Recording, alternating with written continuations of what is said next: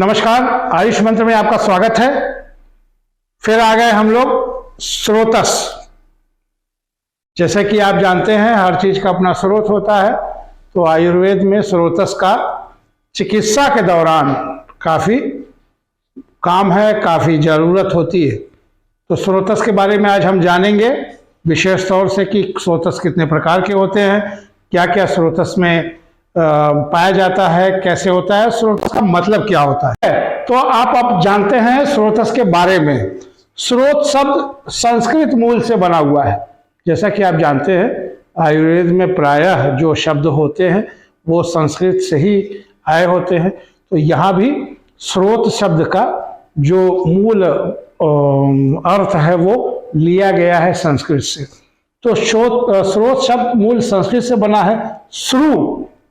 श्रु का अर्थ होता है स्रवित करना, बहना।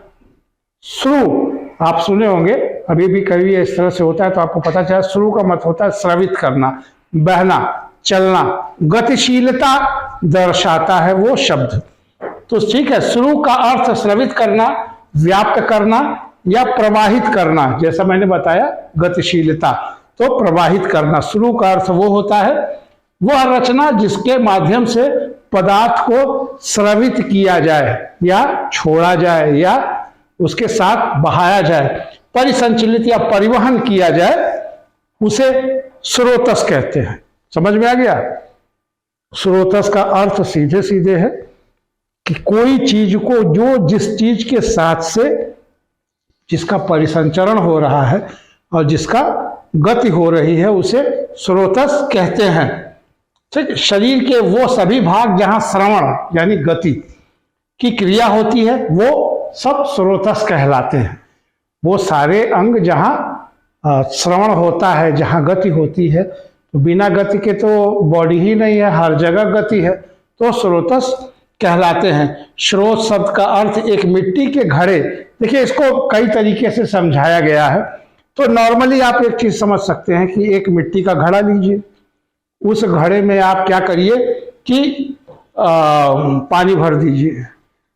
छेद नहीं है नीचे, लेकिन आप देखेंगे तो एक नमी, एक वेटनेस उसके तली पे आ जाएगी।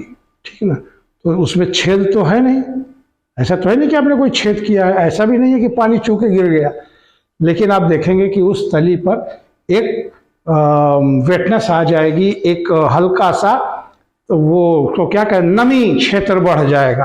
तो पानी ऊपर से रिस के छोटे छोटे स्रोतों से रिस के बाहर आया। ठीक है, यही क्या कहलाता है? यही स्रोतस कहलाता है। तो नॉर्मल मुझे नहीं लगता कि कोई रॉकेट साइंस है जिसको आपको समझ में नहीं आएगा। अगर आप समझने की कोशिश करेंगे तो स्रोतस बहुत आराम से आपको समझ में भी आएगा। और बहुत आयुर्वेद वैसे भी अपने आप में बहुत मनोरंजक है। शिक्षा मनोरंजक नहीं होती, लेकिन फिर भी आयुर्वेद मनोरंजक है, क्योंकि जब आप इसमें घुलते जाएंगे ना तो आपको समझ में आता जाएगा। और जब तक आपको समझ में नहीं आएगा आयुर्वेद आपके पल्ले भी नहीं पड़ने वाली। तो आप इसको समझने की कोशिश कीजिए, रटने की कोशिश मत करिए, क्योंकि नॉर्मली आप अगर रटेंगे तो आप वो चीज कर नहीं पाएंगे। ठीक है, स्रोतस के बारे में मैंने आपको बता दिया। अब आ जाते हैं स्रोतस। अच्छा,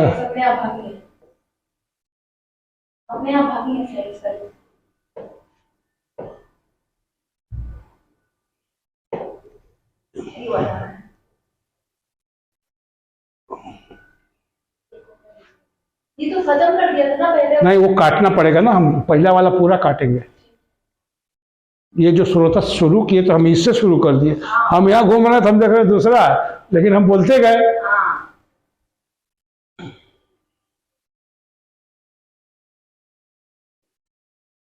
थोड़ा आगे आना पापा, स्क्रीन से मत टच करना, मैं तो डांस होने लगा।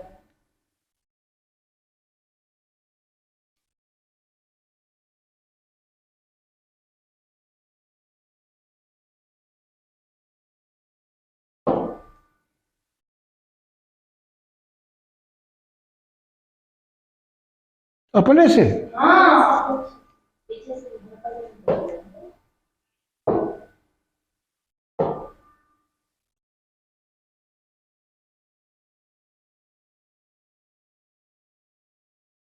अब आ जाते हैं स्रोतस के स्वरूप में। ठीक, स्रोतस के बारे में मैंने आपको बता दिया। अब स्रोतस के स्वरूप के बारे में जानिए। जिस धातु के जो स्रोत होते हैं वे उस धातु के समान वर्ण वाले, उस धातु के समान वर्ण वाले गोल, मोटे, सूक्ष्म और आकृति में लंबी लता के समान होते हैं, एक कड़ी के समान होते हैं। अर्थात लताएं चारों तरफ फैलकर अपनी शाखा प्रशाखाओं को व्याप्त रहती हैं। जैसे पेड़ पे लताएं इधर उधर फैली रहती हैं, वैसे ही उसी प्रकार शोध भी अपनी शाखा एवं प्रशाखाओं से पूरे शरीर में व्याप्त होती है। देखिए, नॉर्मली है ब्लड के माध्यम से संचलित होती है, तो हर जगह पूरे बॉडी में उसका परिवहन होता है। कहने का मतलब यही है। मुझे लगता है आपको समझ में आ रहा होगा। बहुत दिमाग लगा के मत समझिए, नॉर्मली से समझेंगे आपको समझ में आ जाएगा। अब आ जाते हैं स्रोतस की उत्पत्ति एवं भौतिक संगठन। आखिर इसकी उत्पत्ति कैसी हुई और इसकी भौतिक संगठन क्या है। ठीक ना। स्रोतस की उत्पत्ति, ये क्या भैया,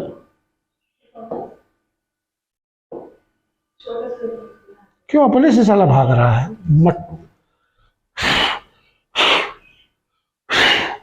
धूल की वजह से हो रहा है।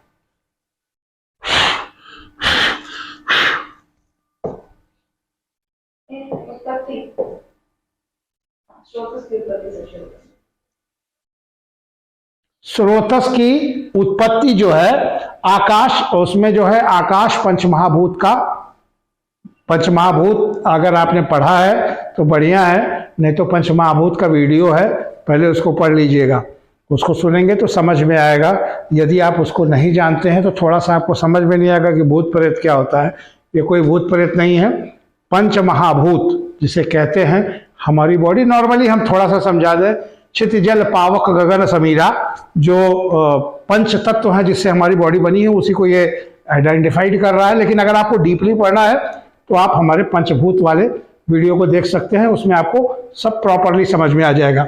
स्रोतस की उत्पत्ति आकाश महाभूत जो है उसमें उसकी प्रमुखता है। आकाश जो है उसकी, जो पंच महाभूत में जो आकाश महाभूत है उसमें उसकी प्रमुखता है। और सृष्टि की उत्पन्न होने के कारण एक भौतिक सिद्धांत के अनुसार स्रोत या विपक्त पंच महाभूतों से बने हुए हैं। स्रोत जो है, जैसे पहले भी मैंने बताया कि पंच महाभूतों से मिलके बने हुए हैं। ठीक है। उनकी उत्पत्ति के समय आकाश महाद्वीप जो महाभूत है उसकी अधिकता होती थी, इसलिए उसमें आकाश महाभूत जो है, थोड़ी सी दिक्कत होगी आप लोगों को, क्योंकि अगर महाभूत के बारे में आप नहीं जानते हैं तो इसको समझना थोड़ा सा कठिन होगा। लेकिन अगर आप में से जो लोग जान रहे होंगे उनको समझना दिक्कत नहीं होगा। इसलिए स्रोतों का संगठन आकाश, अन्य पृथ्वी, आप, तेज, वायु, गौण महाभूत है। ठीक है। तो उसका जो मेन जो होता है वो आकाश है, आकाश महाभूत से ही वो होता है। अगले पे आ जाते हैं स्रोतस के सामान्य कार्य। स्रोतस के सामान्य कार्य क्या होते हैं। ठीक है। हर चीज का अपना अपना कार्य, बॉडी में हर चीजों का अपना कार्य होता है स्रोतस का। स्रोतस परिणाम प्राप्त धातुओं को एक स्थान से दूसरे स्थान तक परिवहन करते हैं। ठीक ना। एक स्थान से दूसरे स्थान तक ले जाते हैं। जैसे उदाहरण मैंने आपको पहले भी बताया था, अगर आपने अपने उंगली में एक पिन से छेद कर दिया तो क्या होगा, ब्लड धीरे धीरे बहना शुरू हो जाएगा इसमें से। ठीक है। वो गतिशीलता है। तो यहां भी वही बता रहा है कि एक स्थान से दूसरे, अभी इस स्थान से दूसरे स्थान तक जा रहा है। ठीक। शरीरस्थ भावों का पोषण करते हैं, तो जाहिर सी बात है ब्लड लेके जा रहा है तो उसमें तमाम चीजें भी जा रही होंगी। आप ब्लड पढ़े होंगे तो उसमें आपको समझ में आ जाएगा। ठीक है। जिसके वो क्षीण नहीं हो सकते। तो जब पोषक तत्व लेके जाते हैं तो कोई भी ऑर्गन होगा, जो भी चीज होगा वो क्षीण नहीं हो सकता, तो उसका उपयोग आपके जीवन में उस आदमी का बहुत उपयोग है जो भोजन लेके आता है। ठीक। तो यहाँ भी वही चीज है। नॉर्मल शब्दों में समझिए, आपके लाइफ में भी पापा जी हैं, आपके पतिदेव हैं, पत्नी है, जो भोजन से प्रिपेयर्ड होता है, जो लेके आता है उसका थोड़ा सा स्थान। तो यहाँ पे भी वही चीज है, ये पोषक तत्व लेके आ रहा है। ठीक। स्रोतस विषयों अर्थात संज्ञाओं के वेगों का वहन कर शरीर को अनुग्रहित करती है। वेग जो होते हैं, अभी वेग भी आप जो जानते होंगे तो ठीक है, नहीं तो वेगों के बारे में भी वीडियो है, उसको भी आप ध्यान से देख लीजिए। ठीक है। मलों का आप वहन कर उन्हें शरीर से बाहर निकालते हैं, जो मल है, ठीक है। मल को शरीर से बाहर निकालना, जो वेस्ट आइटम हमारे पेट का है उसको, हमारे पूरे शरीर का जो वेस्ट है उसको शरीर से बाहर निकालने का काम करते हैं। स्रोतस प्रकृष्टस्थ रहने से हमारा शरीर स्वस्थ रहता है।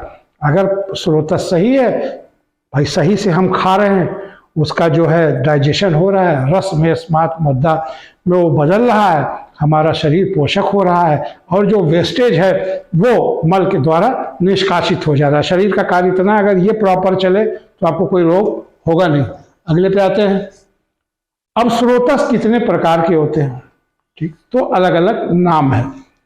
प्राणवाह स्रोतस, उदकवाह स्रोतस, अन्नवाह स्रोतस, रसवाह स्रोतस, रक्तवाह स्रोतस, मेदोवाह स्रोतस, अस्थिवाह स्रोतस, मज्जावाह स्रोतस, शुक्रवाह स्रोतस, मूत्रवाह स्रोतस, पुरीशवाह स्रोतस और श्वेदवाह स्रोतस। और एक ऐड हो गया है लास्ट में, आर्तव, ठीक है। तो ये 13 हो जाते हैं सब, ठीक ना।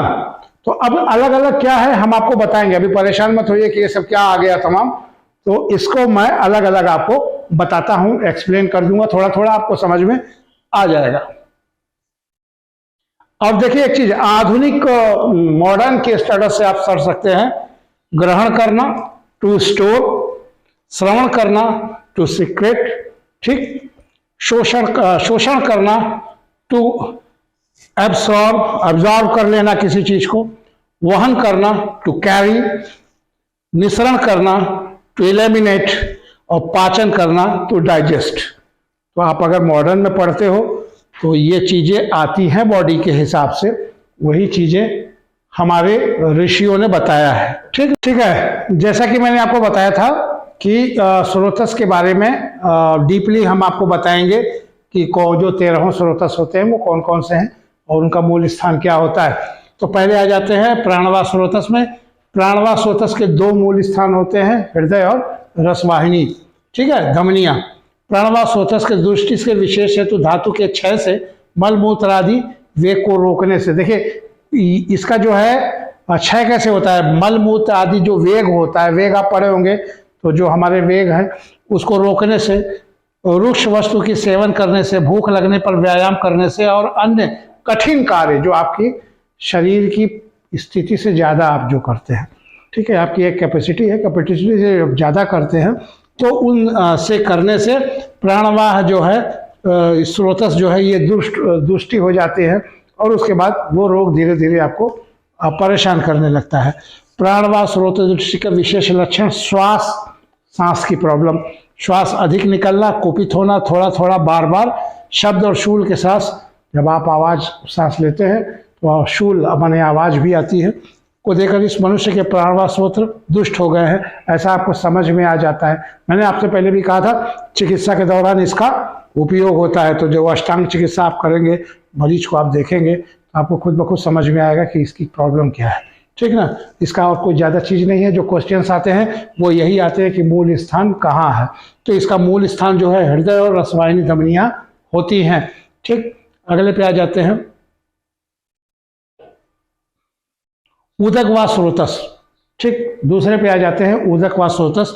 उदकवाह स्रोतस के मूल स्थान तालु और क्लेम है, ठीक है ना, ध्यान दीजिएगा, इसका जो मूल स्थान होता है वो तालु और क्लेम होता है। उदकवाह स्रोतस की विकृति में तालु की परीक्षण किया जाता है। जैसे मैंने आपने बताया कि अष्टांग परीक्षण में आप जीभ का परीक्षण करते हैं, तालु का परीक्षण करते हैं, सारी परीक्षण करते हैं, सेम आपको ये सारी चीजें चिकित्सा के दौरान का भी, तो हमको इम्तहान के दौरान उसको जानकारी लेनी है, लेकिन भविष्य में अगर आपकी जानकारी अच्छी होती है तो ये चिकित्सा के दौरान काम आने वाली चीजें हैं। तालु में किसी प्रकार की विकृति उदकवाह स्रोतस के प्रकोप को इंगित करती है। अगर तालु में कोई विकृति है तो ये पता चलता है कि आपको उदकवाह स्रोतस का बीमारी है, ठीक है। आगे आ जाते हैं रसवाह स्रोतस के मूल स्थान। अब रसवाह स्रोतस की जहां तक बात करते हैं तो रसवाह स्रोतस की मूल स्थान जो है हृदय और 10 धमनियां होती हैं। हृदय का मतलब जो है वो उस एरिया की बात किया गया है, हृदय से यहाँ हार्ट को इंगित किया गया है, ठीक है, जो कि स्टोरेज एवं पंपिंग का कार्य करता है। हाथ का पूरा वो क्षेत्र नहीं, हार्ट को बताया गया है जो स्टोरेज और पंपिंग का कार्य करता है, ठीक ना, समझ में आ रहा है, ठीक। अब इसकी चिकित्सा महत्ता है। रसवाही धमनियाँ ट्रांसपोर्ट एवं कंडक्शन का कार्य करती है। तो धमनियाँ जो हैं तो जाहिर सी बात है वो ब्लड को ले जाती हैं, ले आती हैं, ठीक ना।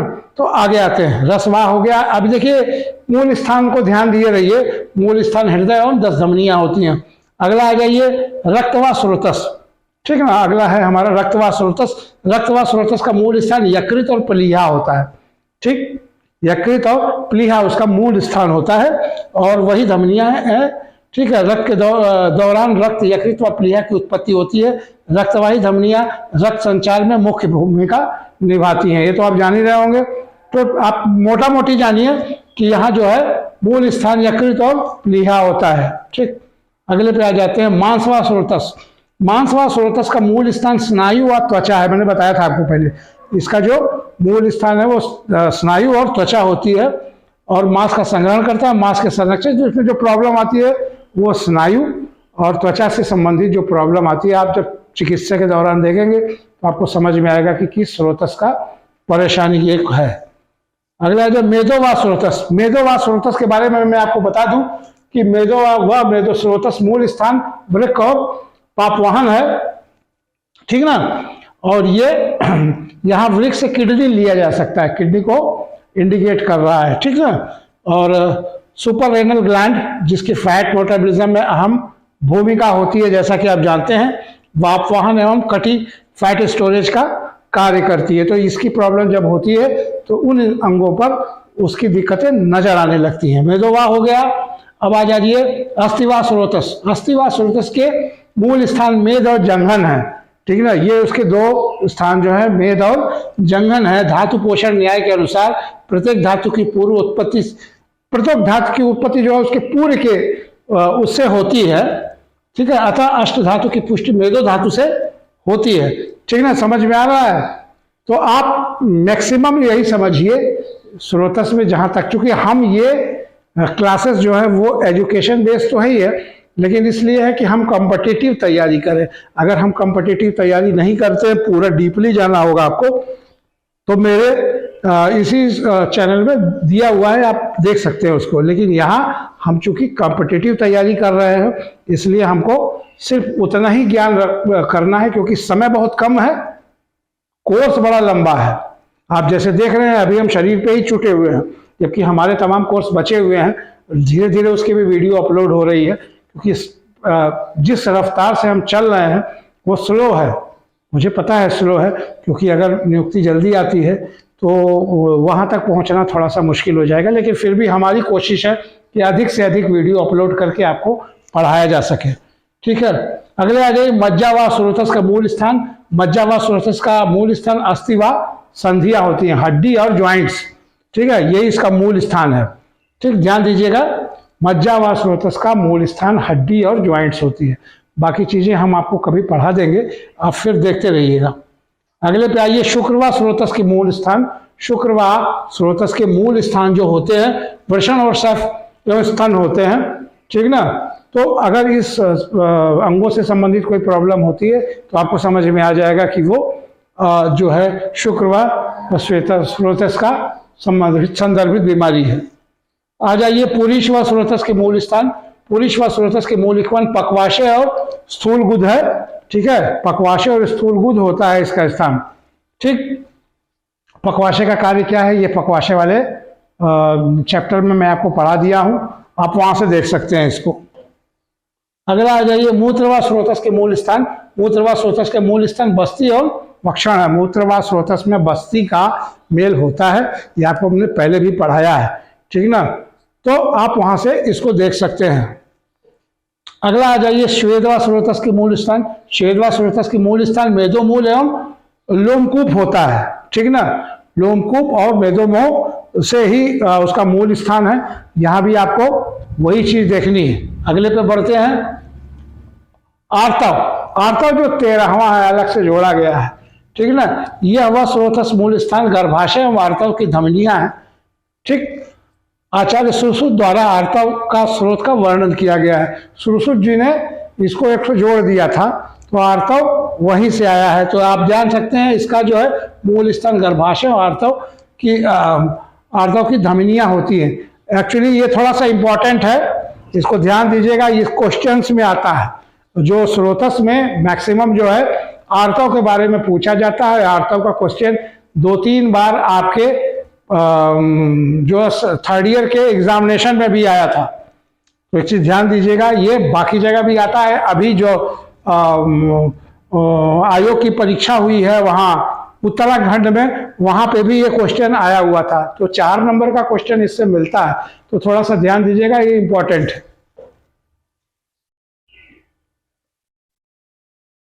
अच्छा, अब एक चीज जानिए, चरक ने जो है आर्तव का वर्णन नहीं किया था। ये चीज ध्यान दीजिएगा, क्वेश्चंस ऐसे आ सकते हैं। चरक ने आर्तव का वर्णन स्रोतस में नहीं किया था। सुश्रुत ने उदक, वाह, मेद, वाह, अस्ति, वाह, स्वेदस को वर्णन नहीं किया है। चरक ने अंतर्मुखी स्रोतस 13 माने हैं, जबकि कश्यप ने स्टोटस को 2 भेद माने हैं, महंत और सूक्ष्म। ठीक ना, 2 भेद माने हैं, महंत और सूक्ष्म। महंत स्रोतस 9 और पुरुष में और 12 स्त्रियों में होते हैं। ठीक है, स्रोतस नाभि और रोमकूप होते हैं। शारंगधर ने बहिमुख स्रोतस पुरुष में 10, 9 + 1 ब्रह्मरंध्र को जोड़ दिया था तो 10 हो गए। स्त्रियों में 13 धन 1 जोड़ा था, ब्रह्मरंध्र को माना था। तो सुश्रुत ने 9 स्रोतस माने हैं। ठीक ना, 7 ऊर्ध्व और 2 अर्थ। स्त्रियों में 12 स्रोतस, 9 + 2 स्तन और 1 आर्तव। ठीक है, तो इस तरह से आप ध्यान से देख लीजिएगा। वैसे इतना डीपली क्वेश्चन नहीं आता, लेकिन आर्तव के बारे में थोड़ा सा आ जाता है कि किसने क्या किया और किसने क्या चीज नहीं किया।